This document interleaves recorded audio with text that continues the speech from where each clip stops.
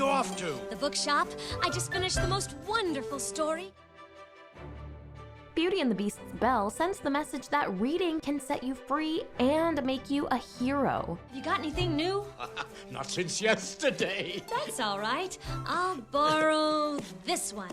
Belle is the ultimate bookworm hero princess. Her world is opened up by reading and knowledge rather than a prince. And she prefigured characters in this model that came after her, like Harry Potter's Hermione Granger, Tangled Rapunzel, Ever After's Danielle, Gilmore Girls' Rory Gilmore, and To All the Boys I've Loved Before's Lara Jean. Back in 1991, Belle from Beauty and the Beast was seen as a more free-thinking model of a Disney princess due to her interest in books and disinterest in the strapping, stereotypically manly Gaston. Belle, it's about time you got your head out of those books and paid attention to more important things.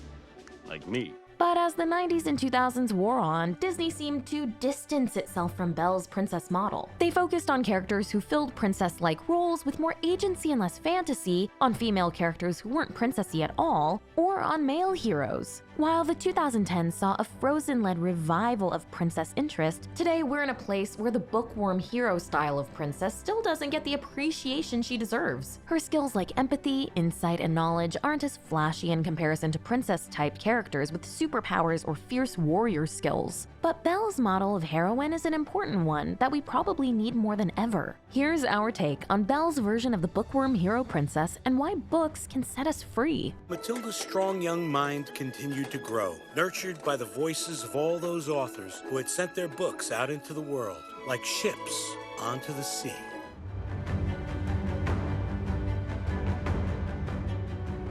If you're new here, be sure to subscribe and hit the bell to be notified about all of our new videos.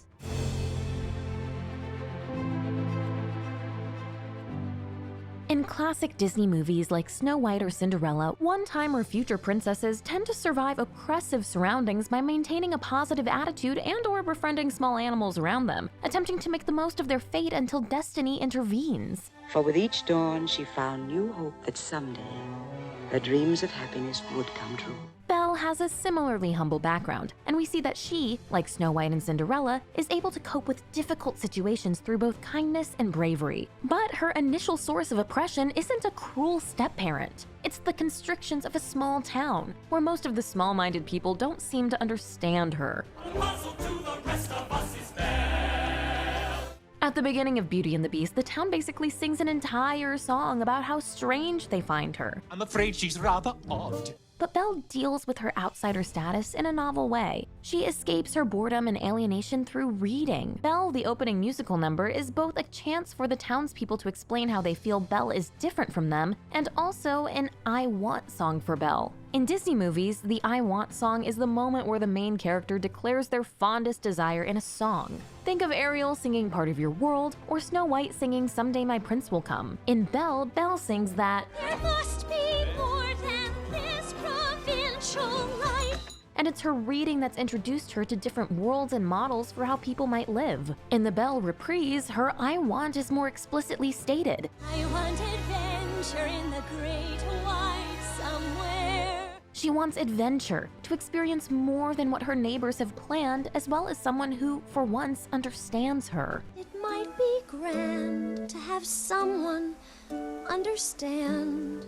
Belle's central desire is less specific than that of many of her fellow princesses. Her bookworm tendencies open up a range of possibilities that aren't present in her everyday life. Though the book she borrows from the shop owner sounds like a fairy tale, and there are obvious parallels to the adventure she will have, She is Prince Charming. Belle doesn't appear to want a literal imitation of that story for her life. Reading books inspires her to open up her mind and have lots of bigger dreams. Some people use their imagination. Spending her time reading instead of socializing or pining for romance has equipped Belle with a confident, independent streak. She readily spurns Gaston's toxic masculinity, easily seeing past his good looks to his inner nature. It's not right for a woman to read. Soon she starts getting ideas and thinking. Gaston, you are positively primeval. She understands that even if everyone else in town thinks it's the pinnacle of achievement to be Gaston's wife, that's not her dream. This is the day your dreams come true. What do you know about my dreams, Gaston? All that she's vicariously experienced through reading also prepares Belle for the unexpected adventure she has with the Beast. Though Belle does eventually wind up married, wearing a beautiful dress and living in a well-appointed castle, she comes to that life through her bravery and openness. That was a very brave thing you did, my dear. We all think so. When her father is captured by the Beast, Belle sets off to rescue him, stands up to this fearsome creature, and heroically offers to trade places with her father because she's not thinking only of herself or very specific dreams. Her exposure to different stories through reading has given her the ability to adapt, and the ability to eventually connect with someone so drastically different from her. In fact, in the opening song, the book she's reading foreshadows how she'll fall in love with a prince but only discover his real identity over time. She won't discover that it's him till chapter 3. So reading this story has opened her up to this idea that love might not be at first sight, but develop over time as you get to know each other. There's something in him I simply didn't see.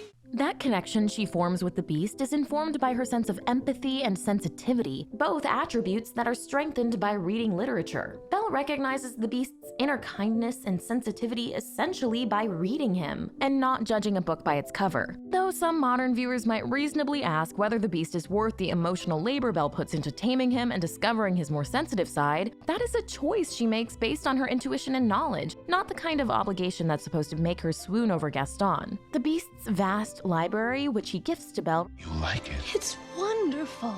Then it's yours. represents how reading can expand your mind, even if you're not able to travel the world. Look at all the different avenues of knowledge that open up to Belle because of her willingness to look closer and not absorb the more surface-based observations of her fellow townspeople. Gaston, may I have my book, please? How can you read this? There's no pictures. Beyond her everyday bravery and the more subtle and sometimes introverted qualities of curiosity and empathy, Belle is also a Disney princess who doesn't have to prove herself on the battlefield or do things the way a man might do them just to be worthy of equal personhood. That's also true of Cinderella and Snow White, who model traditionally feminine strengths like resourcefulness, kindness, imagination, and perseverance. If you'd lost all your faith, I couldn't be here.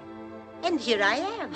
But through their nurturing relationships with animals, those older princesses are also coded as mother figures in a way that Belle isn't. Belle is essentially positioned as an indoor kid, and not one who uses her introverted powers strictly to cook and clean for others. And while there's nothing wrong with cooking or cleaning, of course, it's also healthy for kids to see different models of emotional and psychological healthiness that don't involve either gentle subservience or charging into the physical conflict of battle. Belle shows that there doesn't have to be a binary choice between adventure and staying home. Come to return the book I borrowed. Finished already? Oh, I couldn't put it down. Some of this nuanced depiction of the power of reading is actually lost in the 2017 live-action Disney remake. A magic book possessed by the Beast is a key to Belle discovering a piece of her family backstory, letting her momentarily travel back to a moment in her family history. Think of the one place you've always wanted to see.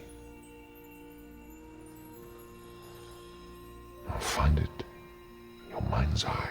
So a book drives forward the plot in a more literal way, but the narrative is less effective at illustrating how reading is the key to her character development, a superpower that's opened her up to experiences outside of her upbringing. If you're looking to expand your mind, learning a new language is the best way to do that, and Babbel is the best language learning app to use. I don't know about you, but in the past, I've been intimidated by the idea of trying to learn a new language. Even if you took a second language in school, you may not have totally gotten the hang of it or have lost a lot of the skills since. But Babbel makes it easy and stress-free to try your hand at one of their 14 different languages, including Spanish, French, Italian, and German. It's unbelievably fun, and I love that the lessons are bite-sized at only 15 minutes, and that Babbel gives me access to podcasts, games, videos, and stories I actually look forward to. I can use Babbel when I'm on the go and easily fit it into my day, and it really works. Babbel lessons were created by over 100 language experts, and their teaching method has been scientifically proven to be effective. Babbel's speech recognition technology helps you to improve your pronunciation and accent. Plus, Babbel comes with a 20-day money-back guarantee. Right now, save up to 60% off your subscription when you go to babbel.com/thetake. That's babbel.com/thetake for up to 60% off your subscription. Babbel, language for life.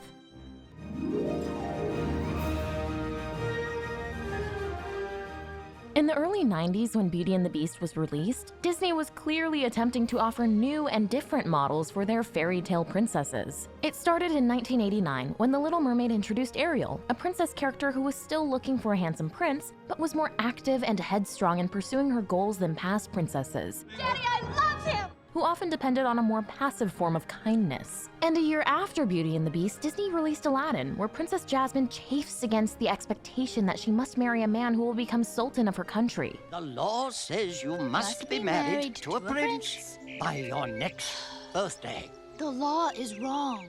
Jasmine doesn't actively desire the sultan job as she does in the 2019 remake, but she still wants the freedom to marry for love and not be subjugated by her kingdom's rules. If I do marry, I want it to be for love. Belle's and Jasmine's poised self-assurance, their nonconformity, and their intellectual ability to see a bigger picture than what's presented by their society made them feel more progressive than some of their predecessors. But as the decade wore on, an updated princess like Belle or Jasmine no longer seemed quite so revolutionary, and subsequent Disney movies tried to leave princesses behind entirely. Mulan and Pocahontas had stronger historical connections and weren't technically princesses. Pocahontas was the daughter of a chief, while Mulan wasn't a princess at all. And Disney animation in the 2000s had relatively few human women as lead characters in general, with the exception of the decidedly non-princessy Lilo from Lilo and Stitch.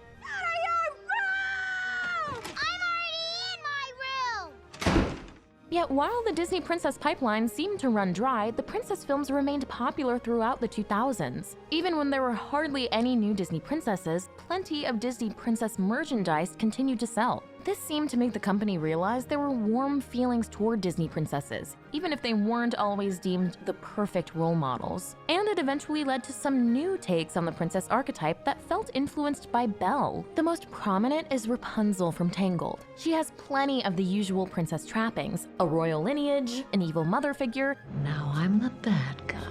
Being literally trapped in her home, and starring in a story that's essentially a romance. But Rapunzel's specific circumstances force her to experience much of the world through books. Since she's being held captive by villainous Mother Gothel, Rapunzel is even more trapped than Belle, who at least has the freedom to move about her poor provincial town. You want to go outside? Why, Rapunzel? Look at you, as fragile as a flower.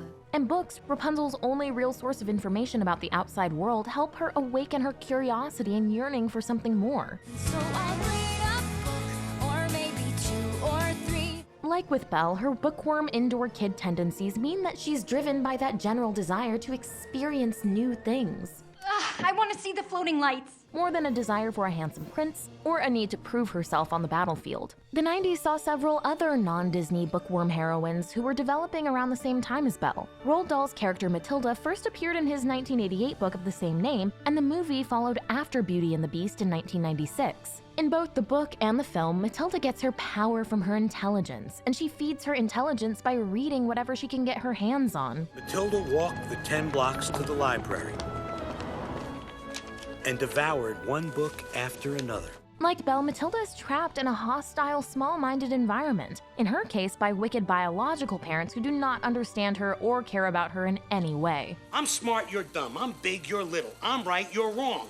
And there's nothing you can do about it. So reading is the key to her escape, both as a small child desperate to learn about more than her family's obsessions with money and television. Why would you want to read when you got the television set sitting right in front of you? There's nothing you can get from a book that you can't get from a television faster. And eventually as a girl ready to take control of her life. Though Matilda's genius-level intelligence eventually manifests as a kind of X-Men style superpower, that grows out of a frustration that sufficient books, learning, and nurturing are able to eventually soothe. When she's offered an environment that encourages her reading and pursuit of knowledge, she no longer needs her superpower. And Matilda never had to use her powers again.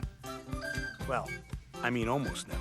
And of course, the most notable bookworm princess character of the 90s may be Lisa Simpson, whose character was coming into greater focus right around the time Beauty and the Beast was released. Though The Simpsons began as a show principally about brash bad boy Bart Simpson and his bumbling dim-witted father Homer, as the animation sitcom developed, some of its most memorable episodes centered on the struggles of a girl who also feels oppressed by her family and hometown and escapes by feeding her mind with books and the humanities. Finally, a copy of Ethan Frome to call my own. Since their 90s heyday, Bookworm heroes like Belle, Lisa, and Matilda have influenced a number of characters. One of the most Belle-like princesses in a non-Disney fairy tale is Danielle, Drew Barrymore's character in the Cinderella retelling Ever After. Pick one. I could no sooner choose a favorite star in the heavens. Though Danielle's love of reading doesn't get as much attention as Belle's, it's a major part of her backstory that she inherited a love of the written word from her father, who died young. When I was young, my father would stay up late and read to me. He was addicted to the written word, and I suppose they remind me of him. Like past versions of Cinderella, Danielle is oppressed by her unfortunate circumstances. But more like Belle, Danielle has been able to turn to books in her times of need to help her gain a greater understanding of the world, or how the world could be. Utopia was the last book he brought home. Which explains why he quoted.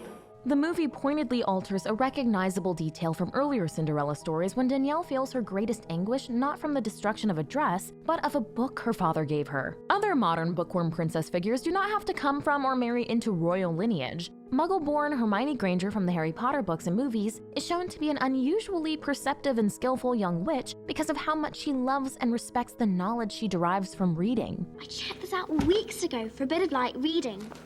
This is light. Even further from the realms of fantasy are teenage characters like Gilmore Girls Rory Gilmore or Lara Jean from To All the Boys series, both avid readers who show that young women don't have to be positioned as fierce warriors to be worthy of their own feminist ideals. Academic achievement is important to Rory Gilmore, and it's part of her independence and sense of self. I can't believe we get to sit around and talk about books and get graded on it. I mean, there's almost nothing I like more than talking about a good book or a bad book or a really thick magazine. Lara Jean arguably takes the bookworm type even further. To All the Boys author Jenny Han has spoken about trying to honor the perspective of a character who likes staying home. Though Lara Jean's character arc over the To All the Boys trilogy does eventually have her going further out into the world and taking more chances, her indoor kid tendencies are not portrayed as something she needs to overcome or leave behind, just something she needs to augment with some other experiences. I've been thinking about this moment since I started reading romance novels. My very first date. Not so dissimilar to what happens with Belle.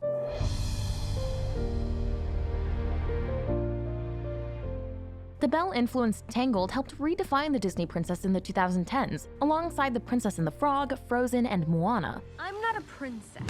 If you wear a dress and you have an animal sidekick, you're a princess. Frozen in particular made it clear just how incredibly popular the Disney princess could still be, and the film offered two different princess varieties in one movie. Sheltered but enthusiastic Anna, who, like Belle or Rapunzel, has developed bravery and a willingness to fight for those she cares about, despite growing up in a life of relative confinement. I've started talking to the pictures on the walls.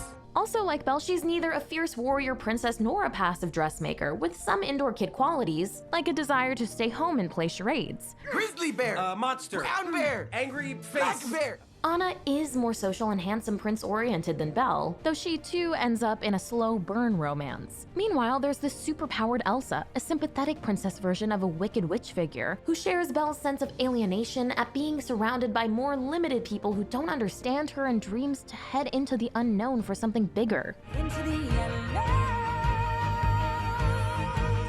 Even when Disney makes fun of itself, like in the Comfy Squad princess scene from Ralph Breaks the Internet, the concept of leaving behind fancy dresses in favor of lounging around slumber party style bends toward Belle's version of femininity. Well, there's a lot to unpack here. These days, the studio seems to be moving away from princess stories again, though as they did with Pocahontas and Mulan in the 90s, they are still often focusing on female characters who function as de facto princesses, like Raya from Raya and the Last Dragon and Mirabelle from Encanto. What do you see?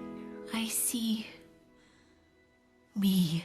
In a post-Frozen world that also happens to be dominated by Marvel and DC superheroes, the princess tropes are often merged with superhero tropes, where characters' initial oppression can come from not knowing how to use their powers, rather than being trapped in a more common, realistic, repressive situation. It's notable that Encanto's Mirabelle feels ordinary and overlooked because she doesn't have magic powers like the rest of her family does. She was about to tell us about her super awesome gift! Oh, Mirabelle didn't get one. You didn't get a gift?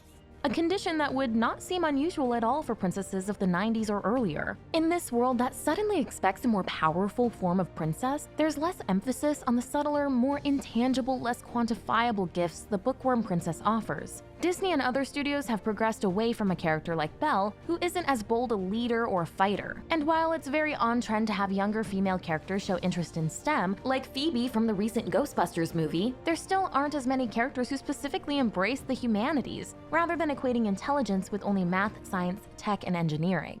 The Bookworm princess just doesn't always get the respect and screen time she deserves in such a STEM-focused superhero-centric world. But characters like Lisa Simpson, Hermione Granger, Rory Gilmore, and Belle proved how valuable the qualities that come from reading are, even if our world undervalues them. As writers and filmmakers reckon with what it really means to be a nerd these days, it's time to remember that the Bookworm princess hero still has plenty to teach us. But you've read it twice! Well, it's my favorite.